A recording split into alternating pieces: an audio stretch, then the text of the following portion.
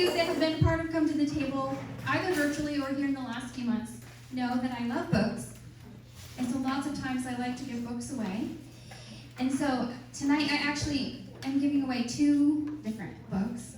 And they go with the theme of what we're going to be talking about tonight. And I couldn't decide between the 2.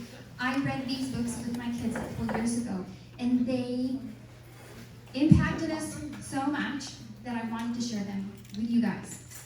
So, the first book is God's Global Mosaic by Paul Gordon Chandler. And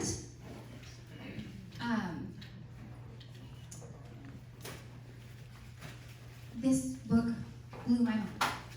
Well, they both did, that's why I chose them. But what is unique about this book is that he describes from different cultures how they portray the character of God. So you all know that around the world people look different, right? They think different, but they also worship God differently.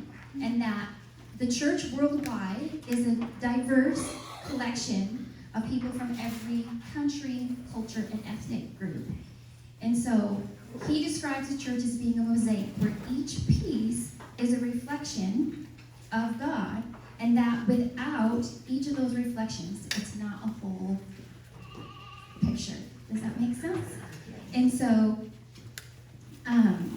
the gospel is one, right? So the gospel is the same no matter where, but it finds its expression very differently depending on what country or people group that you go to. Each cultural form and their understanding of the gospel has a different expression. And so in this book, he just goes through 6 different continents besides ours to give you perspective of how their culture sees and views God that isn't always seen in the Western church. If I'm going to do the game a little bit differently, and this is why.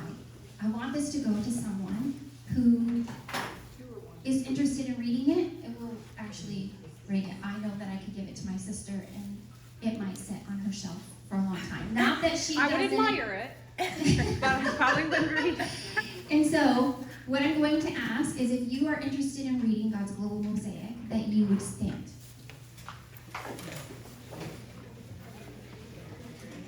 Okay. Now, all of you that are standing, I have a question. So if I'm going to get my question. I'm making this very confusing. I'm so sorry. Okay. It's trivia. I'm going to ask a question. Do not answer out loud yet. I just want you to think in your head what the answer to the question might be. And then I want you to say it to someone close to you. Okay? So just quietly, not out loud. Okay, the question is, how many letters are in the Thai alphabet? Make a guess. Tell your neighbor what your guess is. Not you.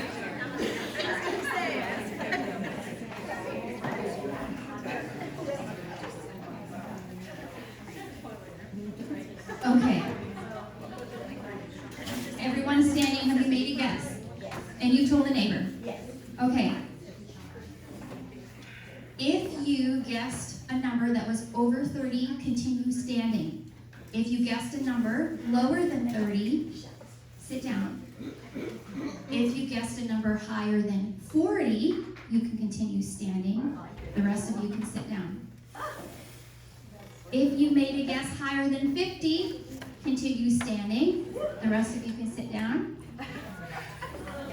If you guessed higher than 60, you can continue standing. Everyone else can sit down.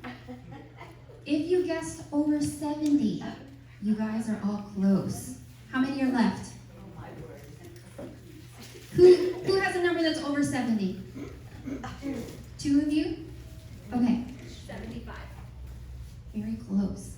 Elisa? I feel like 130. You're not very close.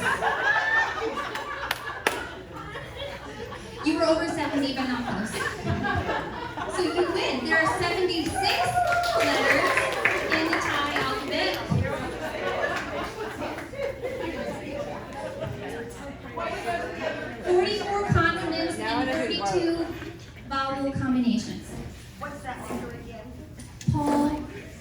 Gordon Chandler.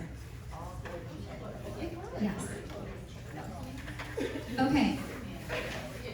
This next book is called Foreign to Familiar, and it's a very easy read. It's by Sarah A. Lindale. Coffee? Decaf? Last summer in Africa, I was sitting with a couple at the table, and they were talking about when they had gone to Jamaica, and they were doing a youth with a mission training school there. And so they were from Africa, they were in Jamaica, but there were people of different cultures that were all doing this training school together. There were 2 other American couples in the school, and they went to this African couple and asked them, "We are going to town, would you like to go with us?" The African couple said no. So the 2 American couples leave, they go to town. A couple weeks later, 2 American couples, they're going to town, ask the African couple, "We're going to town, would you like to come?" The African couple says no. This happens 3 times, okay? So one of the staff ladies comes to the African couple and says, "These people always ask you if you want to go. How come you don't want to go?" And they're like, "We want to go, but they didn't ask." They're like, "They did ask, you said no, but they didn't ask 3 times." So did you know that in some cultures, it's the polite thing to do to say no when you were asked? Even if you really want to do or to have whatever it is they're offering, to say no, and that you have to be asked multiple times until you can say yes. So this African couple was hurt and thinking, well, they really didn't want us to go. And the American couple were thinking, why don't they ever want to come with us and whenever we invite them somewhere? Did you also know that in some cultures you could ask for directions to the post office? They would give you directions to the post office, even if there's not a post office in town. Did you know that if you were going on a retreat or moving into a dorm, people of different cultures, you could get there, drop your luggage off in your room, right? So whether it's, like you're staying at a retreat or in a dorm, and you decide to go exploring your new territory, okay? You come back, one of your new roommates has arrived. Not only have they gone through your suitcase, but now they are also wearing your clothes. These are true stories, you guys. These really happen to people that travel all around the world all the time. And so, in this book, Foreign to Familiar, she describes the differences between cold cultures, which is what America would mostly be considered, and hot climate cultures. Most countries in the world are hot climate cultures. Now, for me, I have a hard time wrapping my mind around the idea that I could drop my luggage off in a room and that someone from a different culture would think it was okay to go through my luggage and wear my clothes. But that's because I've grown up here and my way of thinking is very different. And so, in this book, she goes into detail about describing the differences, why they think differently. You guys, what I loved about the way that she talked about it is it wasn't that this one is wrong and this one is right. But it described it in a way that made you love and understand people who think differently. And if we want to have unity in the Bible, in the body of Christ, we need to be able to understand, right? Even if I can't ever wrap my mind around the fact that someone else is wearing my clothes that I didn't offer them, I can at least understand that that's their way of thinking, right? And love the things that are unique about them and their culture. She honors all of them. I think that is what she does really, really well.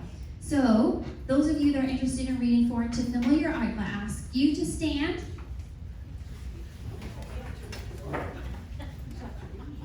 Okay, I'm going to ask a question, and I'm going to try to, Tabitha, if you can help me see, because I'm going to ask for the first person to raise their hand who thinks they have an answer to the question, okay?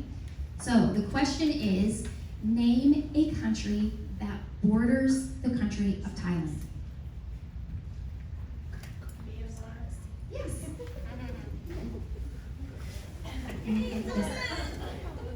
So Myanmar, which was formerly Burma, Laos, Cambodia, and Malaysia all border Thailand.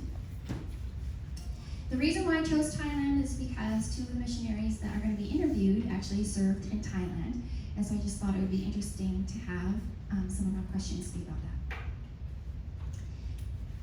Have any of you ever been on the outside of an inside joke? On the outside. Have you ever been on the outside of an inside joke? Or have you ever had an experience or a vacation or been on an outreach that when you returned, when you tried to explain it to people, you just had the feeling that nobody gets it? The only people that really get it are the people who were there with you, right? So after being in missions for over 20 years, I had that feeling all the time. And I would go and have this amazing experience, and you come home. One, you try to write a newsletter, and you're like, how do I take all of this that I just experienced and try to portray the heart of what I went through? Or, there's 100 stories. Which ones do I share? And, but also, if they weren't there, they just don't get it, right? And so, the reason why I'm wanting to do this interview tonight with two people that I love and respect a lot is because that's what happens to missionaries or people who are in ministry all the time. Or if you've ever been a pastor's kid or a missionary's kid or worked in ministry, you understand that there's expectations, sometimes spoken, but many times unspoken, that you feel that you have to live up to or that you have to measure up to in some way. And you can't. And missionaries also feel that all the time, that there's all of these expectations that they can never live up to. And so my heart in asking these women to come and share with us tonight is that I want us to understand what it's like to realize that they're real people. They're not superheroes. They're just people who have said, regular people who have said yes to God. They have the same feelings and struggles that you and I have, and they don't have supernatural abilities. They do allow God to work through them, and sometimes that really doesn't look so supernatural.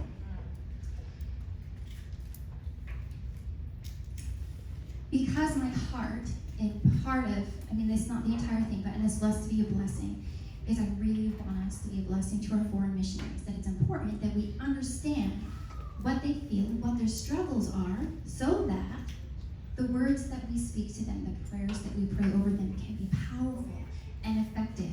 We want our words that we say to them of blessing and encouragement to mean something to them individually. But to do that well, we need to understand where they're coming from.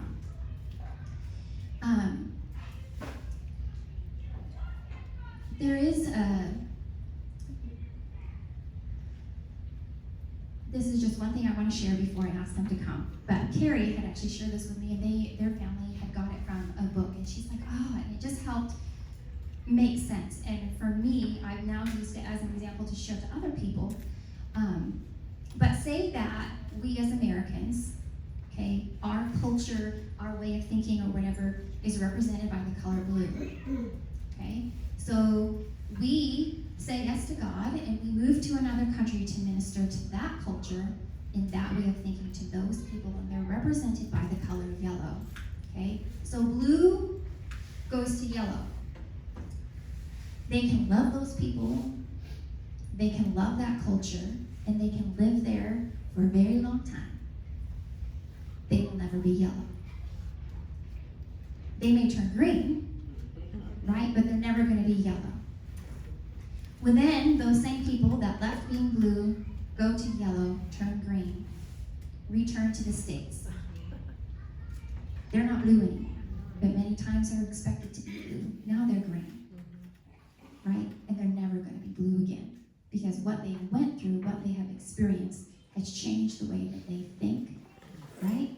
And the things that they've experienced have changed that.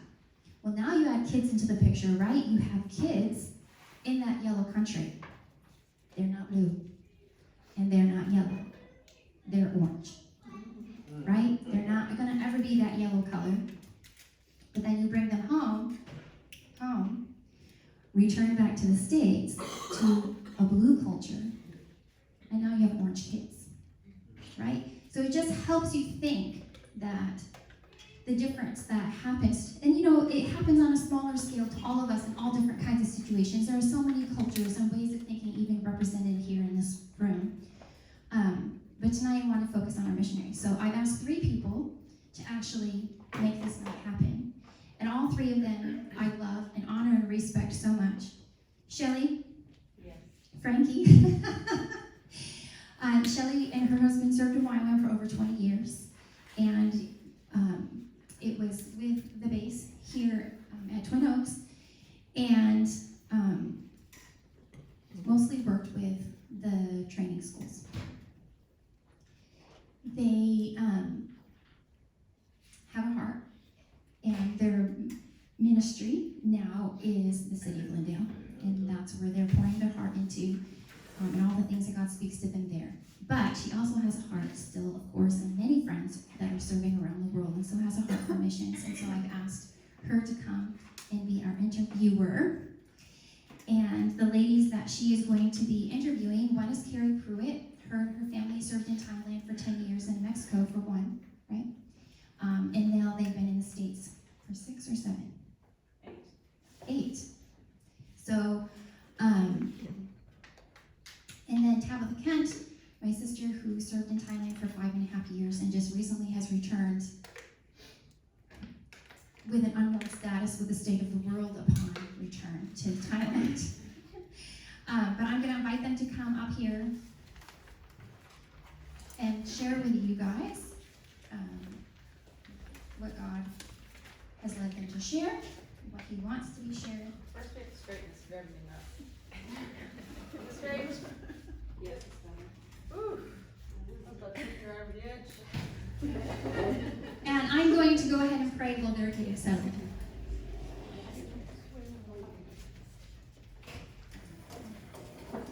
God, I just thank you for your faithfulness to us. God, I thank you for your goodness. I thank you that you invite us to partner with you and what you're doing around the world, and that you allow us to be a part of that. And God, as we sit down tonight to listen to this interview that is going to happen, I pray that our hearts would be open, that our ears would be listening, that we would be able to understand more fully what it's like to be a missionary or to serve on the mission field or to be in ministry, and that would help us to know how we might better be a support and encouragement to the people that we come in contact with who have been missionaries or who are getting ready to leave or who are currently serving.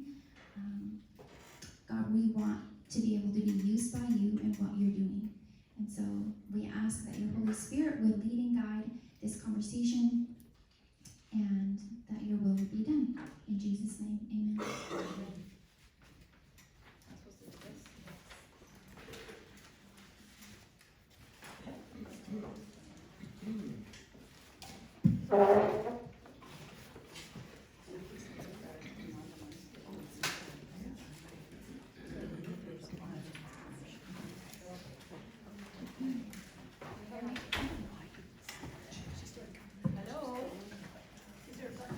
There's a button.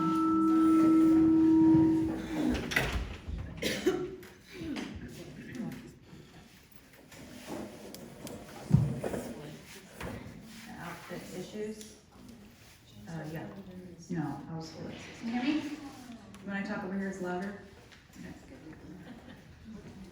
Okay. Good. Well, I'm so thankful. Is that too loud? Too loud? Okay.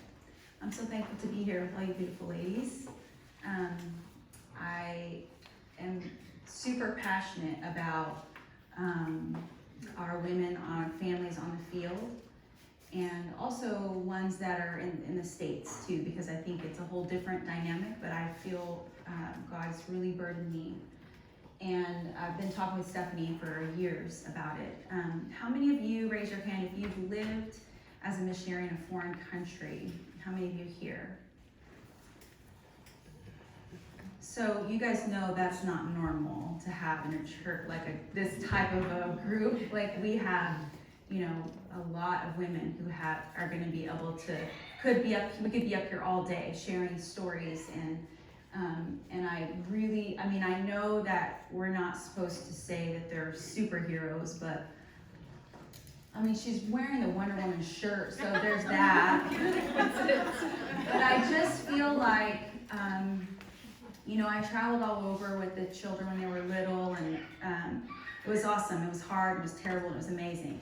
But these women that say yes to God, and knowing what their yes means, and understanding what that's like to be with someone and carry their heart. I've had the privilege to live for years with some of my friends, and even I have 2 kids right now, one boy in South Africa, and my daughter is suffering for the Lord in Hawaii, which is not really suffering.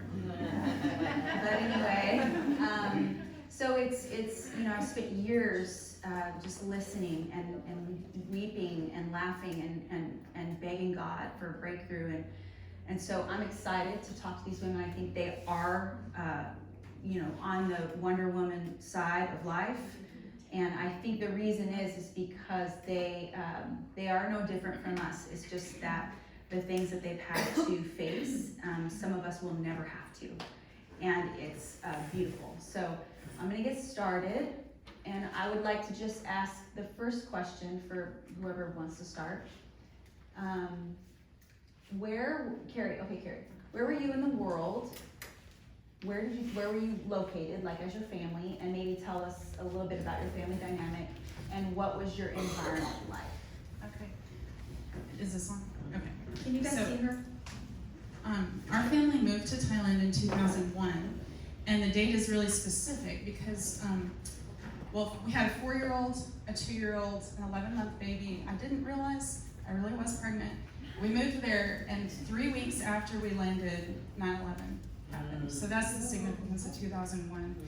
And we knew God had sent us, and we knew we were there for a reason. It almost made it even more significant. This is where we were supposed to be. We didn't know if we'd ever leave.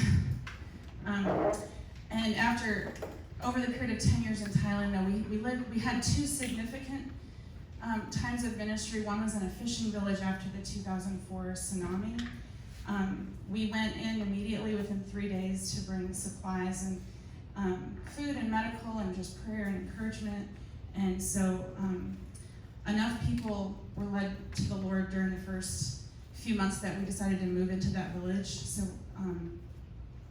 it was like devastated by the tsunami. There was like about 5 houses left standing before the army started building more houses, and we picked one of those houses to live in right on the ocean. And in that area we developed a brick factory and ended up starting a couple schools for Burmese immigrant children, one on a rubber plantation and one in town.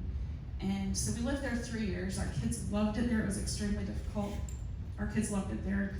And then the year and a half or 2 years before we moved back from Thailand, we lived in a city that was even more southern. It was along the border of Malaysia, and it was a Muslim city, so it was 90% Muslim. So our ministry was coffee shop, and we taught English in the public schools, and we taught English classes, and we had a little farm. So we didn't primarily just minister to Thai people, but we ministered to Burmese and Muslims in Thailand. We were in Chiang Mai, which is the 2nd largest city in Thailand. Definitely not the country fishing village kind of thing. It was very, very dense city. So a very different environment. Lots of people, lots and lots of cars, lots of motorcycles.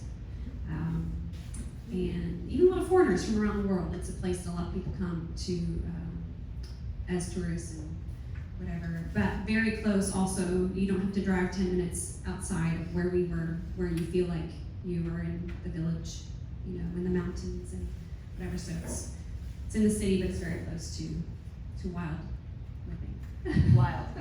It was wild in the city Wild. too. All kinds of wild. All kinds of wild.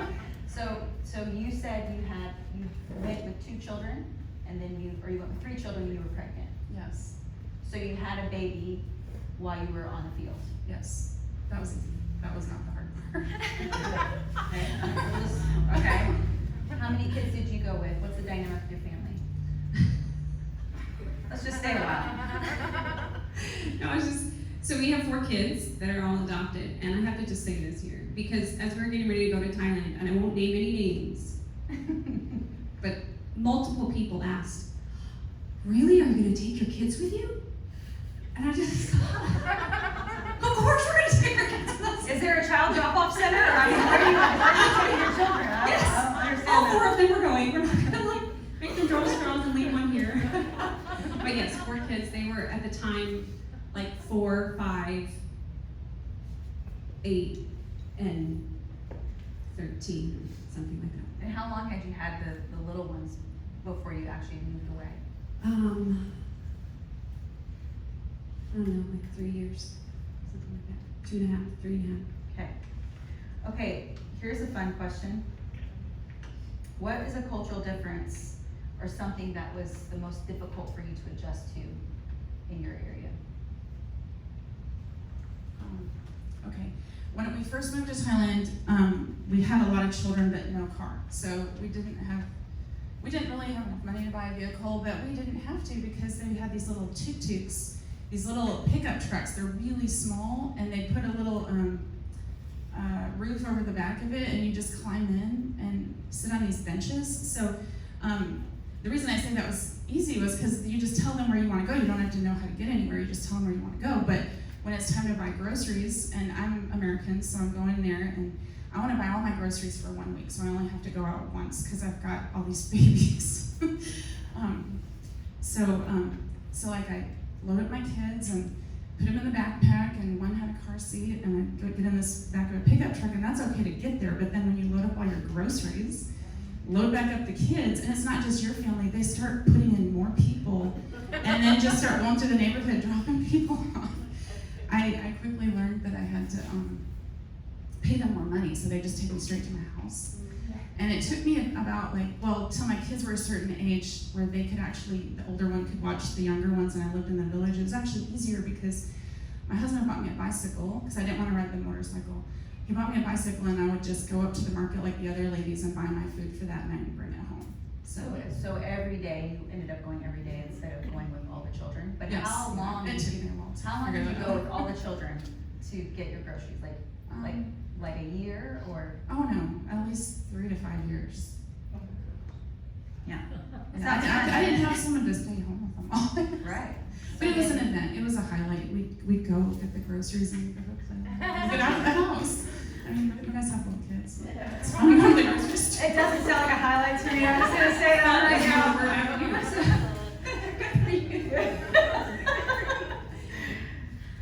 Yes.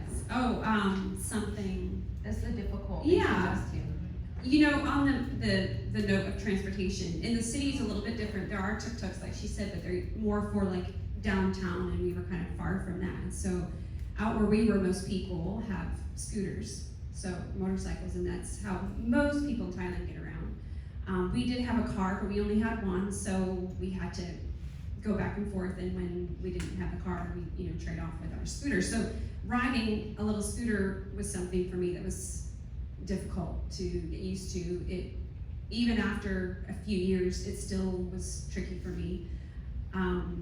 It just made me nervous. I'm still not very comfortable with it, even though we had to do it all the time. And I had to carry my kids around on it lots of times too. So taking them to school or Like more than one child on the back. yeah, usually it was 2 or 3 kids on the scooter with me to go to school, rain or shine. You got to get there anyway, or go to the grocery store. Actually, I remember one particular instance where I had 2 kids.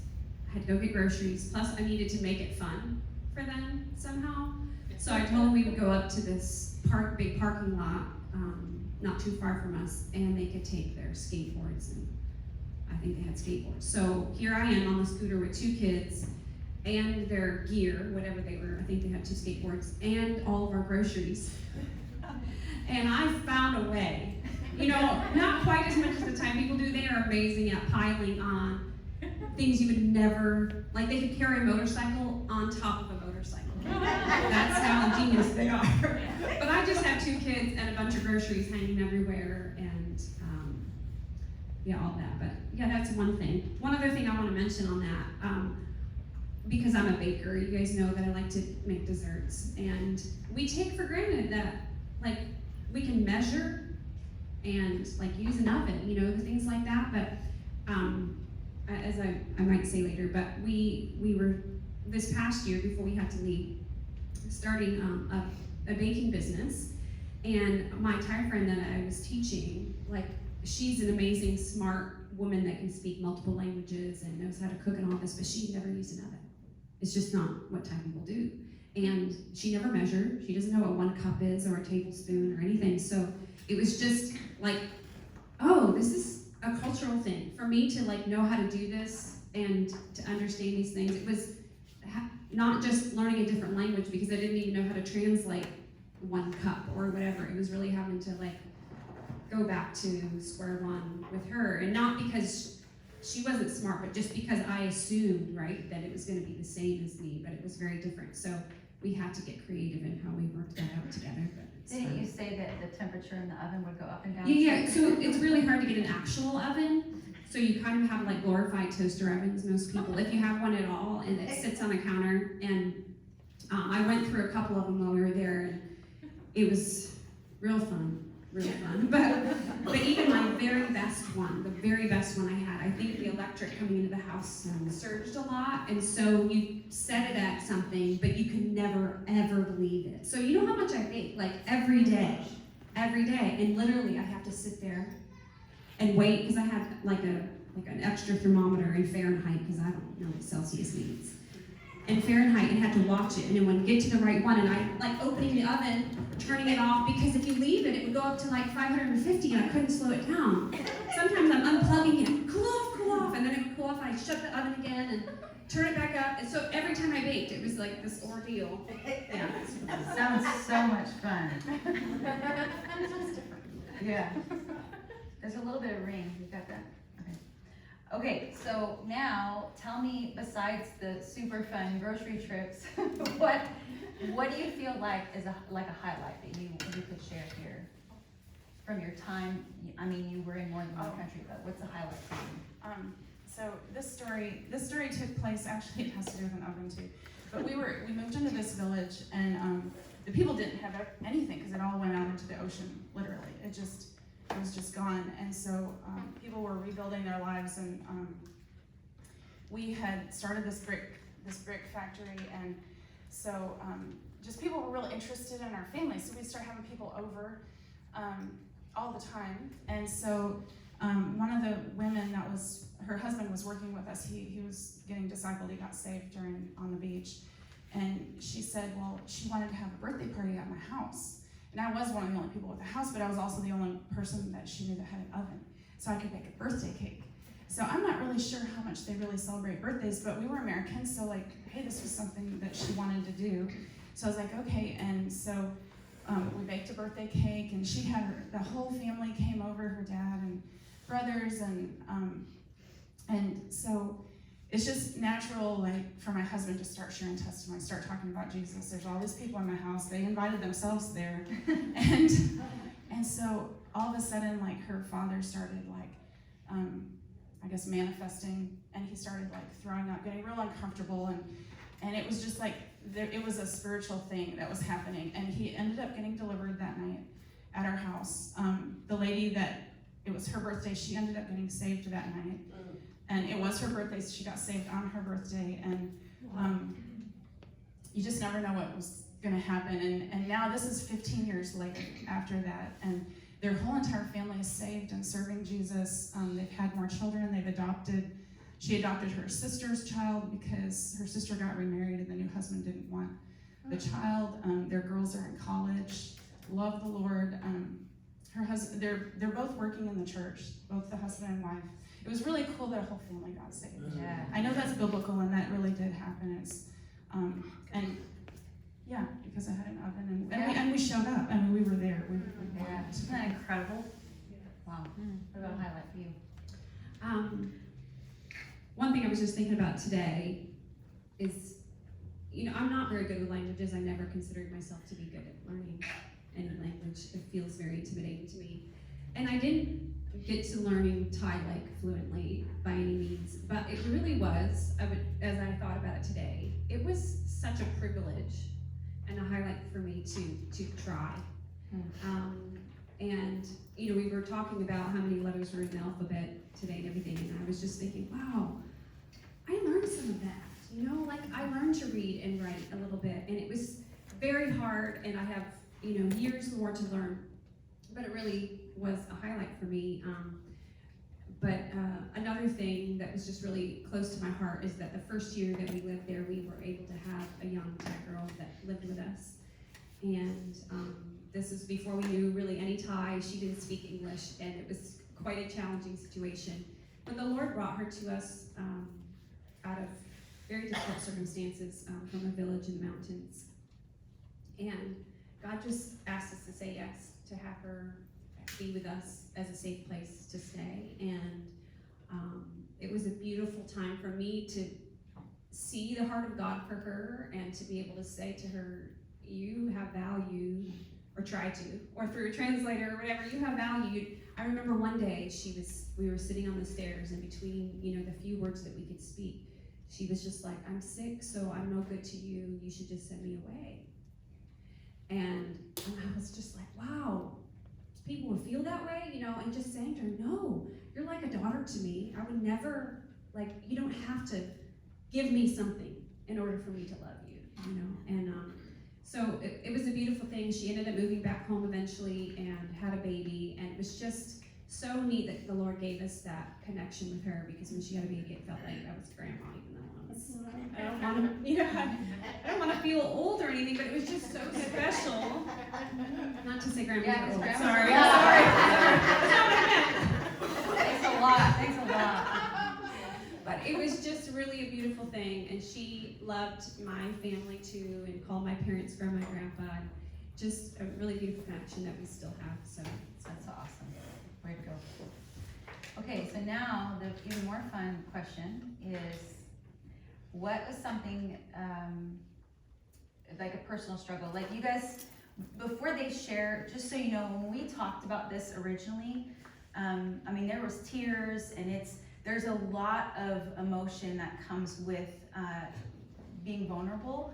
And I think, I remember putting out newsletters, to my supporters for all those years. And, you put your best foot forward. You share the great stories, you have the great family photo, and you do the thing. But the thing you don't hear is how terrible the year was, or how your marriage is falling apart, or your teenager sneaking out at night, or whatever. Those are the things that you can't post because it's a risk to do that.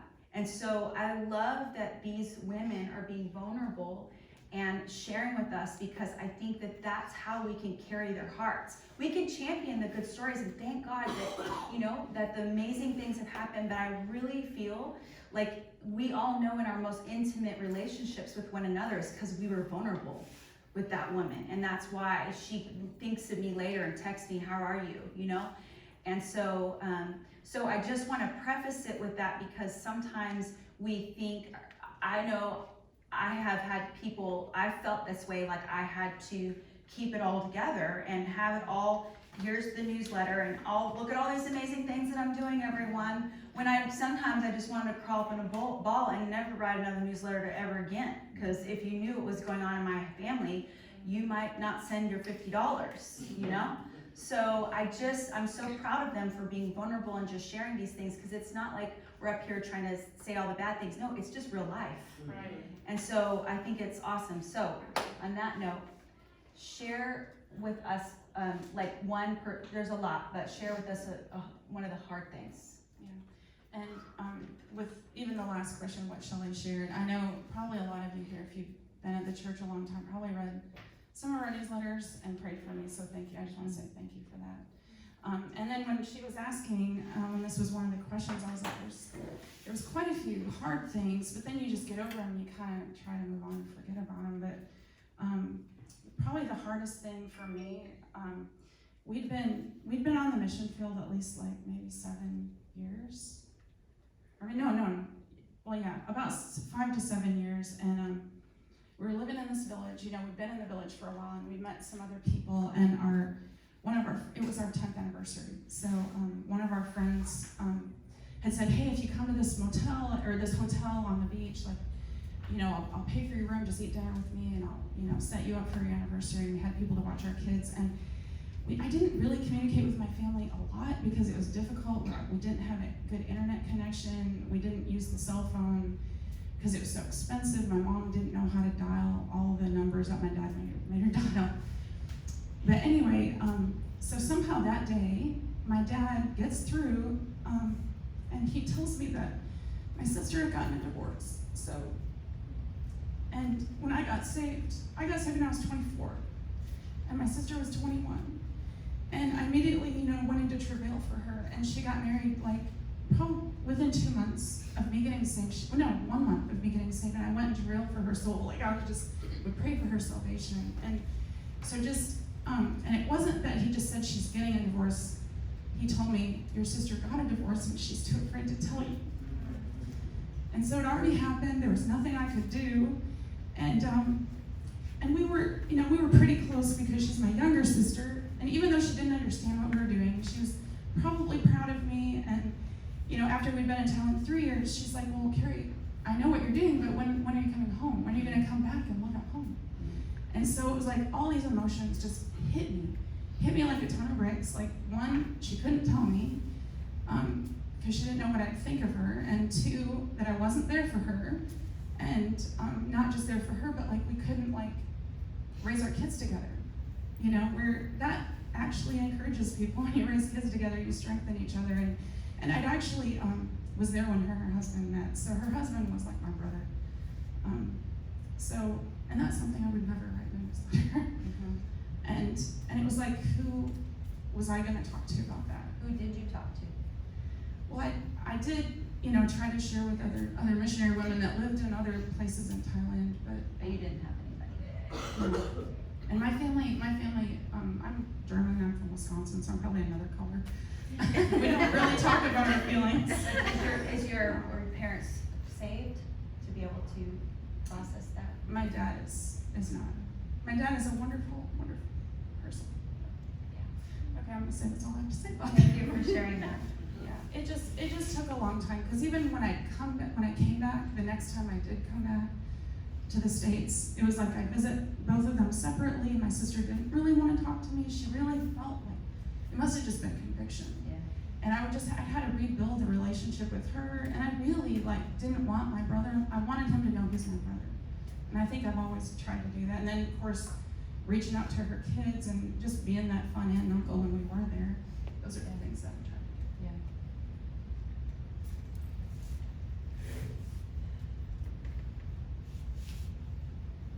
This one is a little bit hard for me because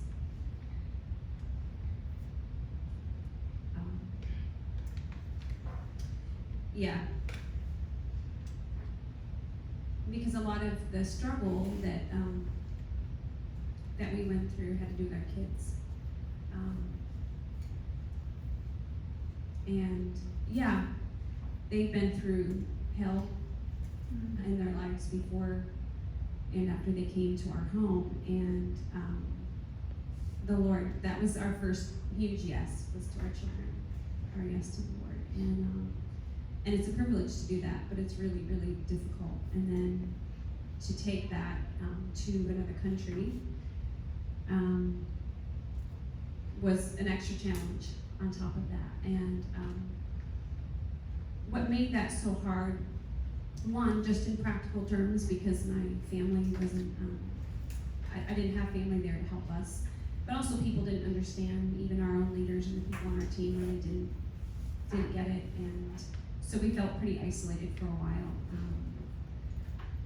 But then just emotionally, you know, our kids went through the hardest time they ever had while we were there, and I felt like, because, you know, for lots of reasons, I couldn't share, and that I didn't know who was safe to share with. I didn't, like Shelly mentioned sometimes, because people just, it feels like sometimes that people just want to hear how productive you are.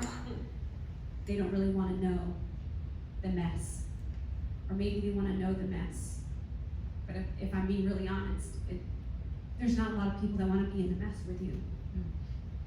So we didn't have a lot of people that wanted to be in the mess with us, here or in Thailand. And it was just a very, very difficult time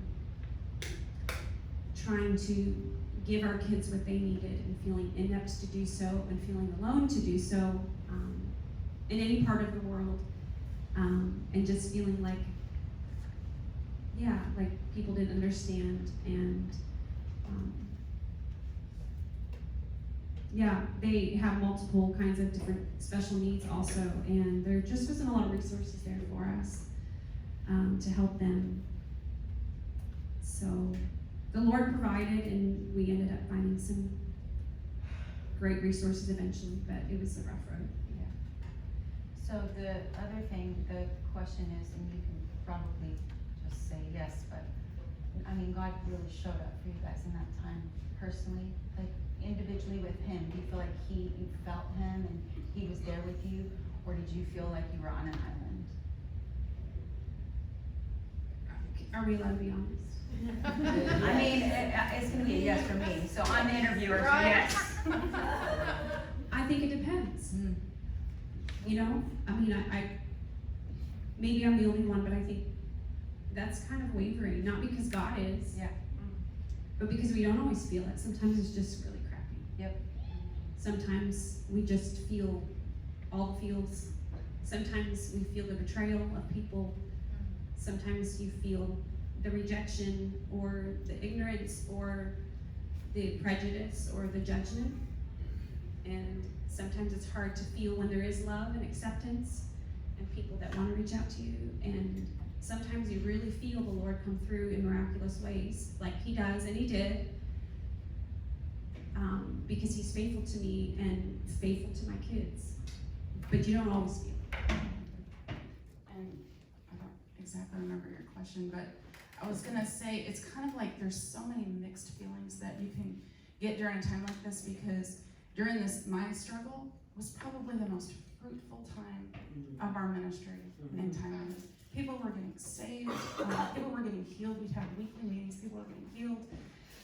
My husband was going door to door to try to introduce these children and tell their parents, we want to do a school, we want to teach your kids. And he was like walking into crazy situations, bandaging people's feet, families that were living in chicken coops, children that were getting abused, but like the doors were wide open to ministry during that struggle. Yeah. And my heart was breaking for my family because I couldn't fix it. So like the Lord does show up strong, Yeah. but when all you can do is rely on the Lord, that's all you can do. Yeah, I think we all, every single one of us, can relate to that feeling like in a room with a ton of people and utterly alone, or feeling like the person that loves you the most doesn't understand, or like we all can relate to that. And I think that we all have, because that makes because sometimes we put missionaries on a pedestal and makes them some kind of superhuman person. This is where we go like, oh, like I get it. I felt that way. I have not lived. That's why I think you are superheroes, because I have not lived the way you lived. But I just thank you so much for sharing that stuff, because I know it's hard, and I know that most of us probably wouldn't get up and share our own, stuff. So, way to go. The next question is even better. So when we talk about our yes, because God asks us all to do something, and he asks us all to do something, even if it's just the simplest form of, keeping the household together, or, leading ministries, or in between. Your yes, there is a lot of things, like you were saying, that happen because of your yes.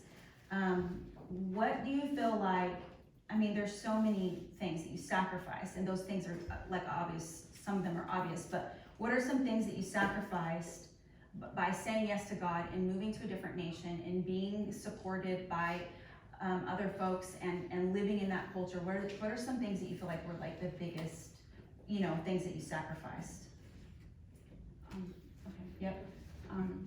Well, I feel very privileged that I did get to be a missionary, and I want this to be somewhat positive. Of course. And I was able to get married and have 4 children. So those things I'm very, very thankful for. You don't always know, like, you can count the cost, but you don't really know what the cost is going to be. So as we're starting to homeschool and, just do the things God's asking us to do in Thailand, life goes on in America. So my parents were probably both around 65 when I started having my children. So I had my kids in my 30s and my mom had her kids in her 30s. So they're about 65 and in pretty good health, and but we raised our kids in Thailand. So like we'd come home every 2 years, and I guess the after a while I would try to hit some highlights when I'd come home, like some holidays, but every summer my dad was a very generous person, and he really did this for all of his grandchildren. He had a vacation and he paid for it every single year for his kids and his grandchildren, and I probably missed it every single year. I mean, I think I got to go twice, and one year I actually planned on doing it because that's my dad's heart. He doesn't want to show people show love in different ways. That was one way he showed love, and because of different circumstances with our team and our leaders, I went home for a month, and they're like, "But you have to come back on this date," and I missed the entire thing. And one of our leaders at the time, they're like, "Well, you can just do it next year," and I'm like, "He doesn't understand. He doesn't understand because my parents are going to be 2 years older the next time, and we've been home 8 years, and I'm thankful too that for the timing of things, my mom got to be at the birth of my babies before I moved to Thailand. But since I've been home, we've gone home for maybe one holiday, and since then my mom has had multiple strokes, and so now when we go home, it's not just having a big holiday, it's, I take care of my mom. Yeah. Which, again, I'm still thankful I can be here. Yeah. That's something that is part of life. Yeah. We just don't know when or how that's going to fit in or happen. And I am thankful for all the, one thing I just want to be positive. Oh, don't worry. Because when we would come home every 2 years, we would live in my parents' basement. It wasn't always convenient for them, but I'm so thankful for those months that we did get, the 1 month that we get to live in their basement, and my kids got to know their grandparents. I will say before you share, I've been going to this church, I think, for 25 years, because I came when my ones were first one, a single mom. And what I've always loved about this church is I've always thought of it like an airport, like missionaries coming and going, and something about the leadership even was different than it is now, but it's very consistently having a heart to give to our missionaries. And there's so many people that receive those funds, and those are your funds that you're giving. So I just want to say thank you to all of you for giving of your money and the church giving, and it makes this part of their lives possible. And so I've always loved that about CCF. So I just want to make sure I said that. Amazing.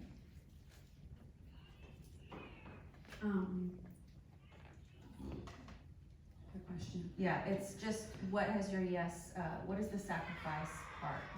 Well, one thing that I want to mention is actually mostly for my husband, but because his parents, he was actually raised by his grandparents, so they're older. They're quite a bit older than my parents, and he even going to Thailand, it was something that he had to weigh out as to how was he going to feel about that, being away on the other side of the world with them getting older. And during our time there, his mom ended up hospitalized, was mistreated in a hospital, nearly died, and then was bedridden for a long time. And so to be over there when that happened was really, really hard for him, and it was just a wrestle for our family of God, what do we do? We want to be obedient because that's the most important thing to do, but it's really hard to feel that obligation to family too, a necessary obligation. And he was able to thankfully come back for a few weeks to spend time with her while I I stayed in Thailand with the kids. But it was rough, and it's just one of those things that we've had to year by year weigh out and pray, pray about it and ask the Lord what to do.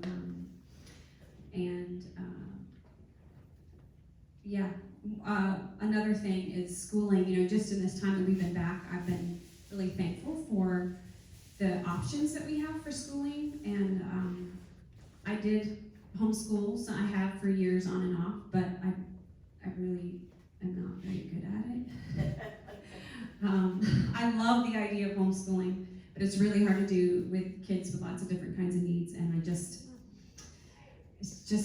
not quite there. But that was one thing I had to give up, was just the options. So we get over there, and I had a school set up, an international school that I thought was going to be perfect for my kids. And not only did it become absolutely financially impossible because of how expensive it was, but also in the first year, because of my youngest son with significant special needs, they said, even though they have a special needs program, they said, we can't handle him because he has toileting issues. And they didn't want him to go to school unless I came with him, which was kind of pointless. So that was one thing, just having the ease of education is something that we kind of take for granted. I did, and we went there, and it was a struggle for years, on and off, trying to figure out what they were going to do, and me trying to homeschool and failing at it. No. Yes. One day we unschooled. Yeah, That's what I talk about. That's in, right? That's still the cool thing to That's do. the thing, yeah. That's right. Yeah, homeschooling's never been more popular. Yeah. Okay, we're gonna skip over a couple because we're running out of time. But what's happening here in this Blessed to Be a Blessing is that we, as regular churchgoers, and we could know about these missionaries and how we can love on them from here, besides a check in the mail or prayer in the prayer closet. So, what is something that how is it worded? Oh, was someone reached out to you with an encouraging word, or maybe sent something in the mail, or something that you felt like came from somewhere else, where someone thought of you and that encouraged you? Down here. Yeah. Well, during the time that I was in this village, we did homeschool, but my daughter and I, at least one of my daughters and I, the oldest one, and I are voracious readers, and it just helped us like escape into a book, Mm-hmm. And she read everything in my house twice, and there was no libraries, so one of the teams that came through to help with the tsunami, somehow they found out that we love to read, and she packed, it was a college student from Grand Canyon University, packed a whole suitcase full of books. And that was wonderful. And another time was we made some friends with some teams that came from Australia, and they kept in touch with me, like on email, and they would just write and check in. And I had gotten one day I woke up with a bite on my leg, and I think it was a spider bite, but it happened in the middle of the night, and it started eating into my leg. And so my husband took me to the hospital, and they dug it out and sent me home with no medicine. Right. And then my leg blew up. And I'm emailing, I go to this internet cafe, I can barely walk, and I'm emailing this nurse, this friend in Australia, who she's a nurse, she caught my email, told me exactly what to do, what to say to the doctor, went right back, checked myself into the hospital. Fellowship is wonderful. Yeah.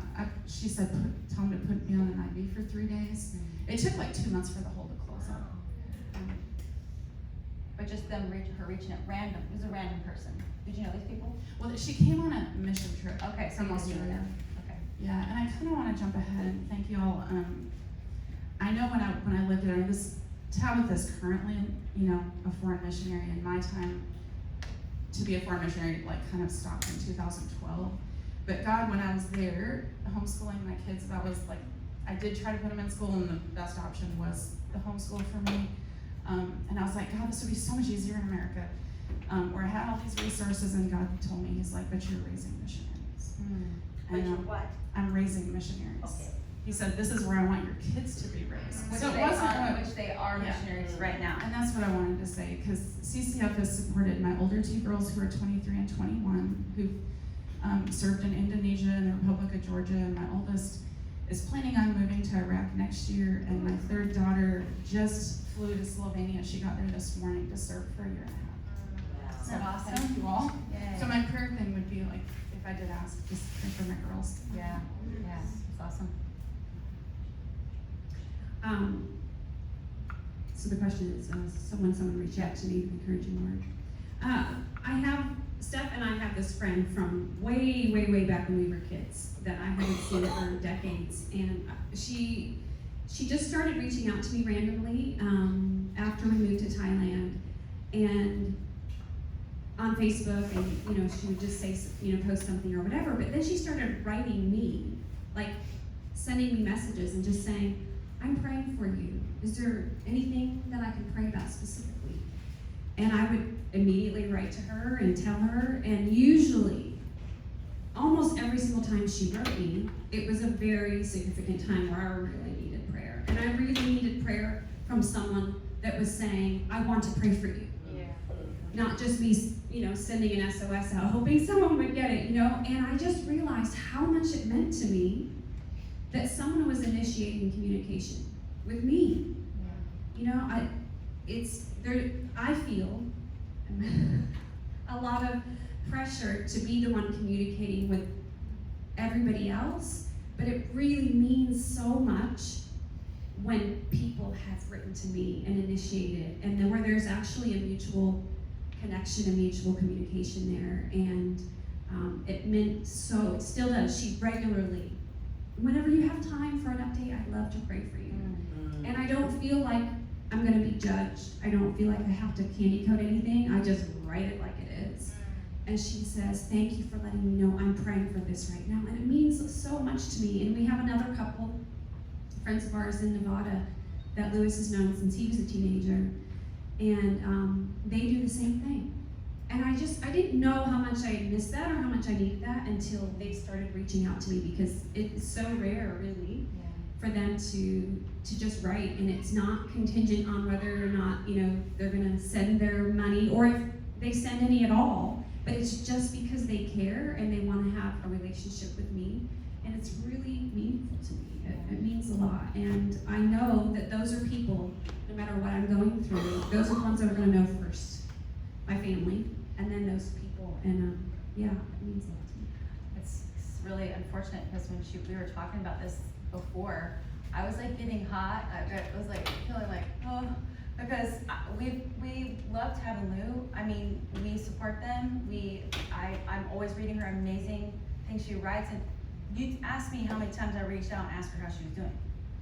Probably never. I mean, I just didn't even. You don't know until you know. You know what I mean? Like, I just had to repent to her, and I'm so sorry. Like, I always prayed. I always heard the information, but did I ever how hard is it for me to do that? And I am guilty of that, and I just was like, "I'm so sorry." She's just like, "Oh, it's okay." I'm like, "No, it's not. It's terrible. I'm so sorry." But it's what they need. I mean, we all need it, right? But it's really, when you're out there, you do feel like, is there anybody else out there?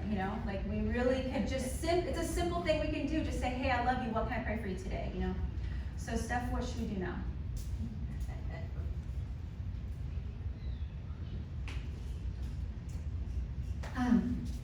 It's getting late, and I just want to ask you guys just to take a few more minutes at your table. Audrey and Sierra are going to pass out a paper that has 3 different things on it, and so I would just like you to have a quick, short discussion. And for one of you, please, there's a pen or even a Sharpie at your table to take notes from your discussion, and then you can leave that paper on the table. Tabitha and I are going to pick them up and go through them. But the first 2 questions, and this is what you would discuss and take notes about. Just one piece of paper at each table. One piece of paper at each table. So the first question is, what is something that you heard tonight that surprised you or that maybe you haven't considered before in relation to missionaries or missionary life? And then you can put that, the person who's taking notes can write underneath that. What questions may have come up for you about missionaries or missionary life that you would like answered by some of our overseas missionaries at our future gatherings? So be curious. So if you have any questions that you want to ask yourself, you can put that there. And then after you discuss that for just a few minutes, at the end, we often rush through our day and don't notice others or easily judge others based on just a glimpse we have of their own story. So pray for each other that God would give us curiosity and genuine listening ears to hear the hearts of So then just, you can break off into groups of 2 or 4 and go around the table, whatever your table decides to do, but just pray for each other that you would have curious hearts to want to really know the thoughts of other people so that you can hear and then lean into God's heart. When your table is finished answering those questions, do that. You're welcome to grab your food and be dismissed. The cards that you have made that we're going to be sending to our missionaries, just leave them on the table and we'll pick them up.